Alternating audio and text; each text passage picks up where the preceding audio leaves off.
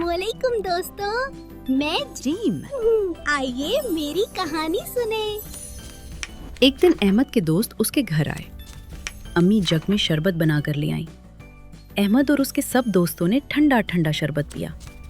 उसके बाद सब दोस्त बाहर खेलने चले गए। अचानक आसमान पर हवाई जहाज गुजरा। अहमद ने हैरान होकर कहा, वाह देखो, जहाज कैसे उड़ रहा है।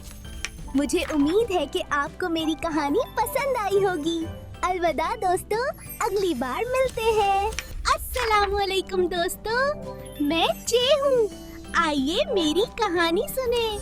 हमजा अपनी अम्मी के साथ शाम के वक्त चाय पी रहा था। अचानक उसने अपनी अम्मी से पूछा, अम्मी जमीन पर सबसे तेज दौड़ने वाला जानवर कौन सा है? अम्मी ने मुस्कुराकर जवाब दिया, बेटा सबसे तेज दौड़ने वाला जानवर चीता है।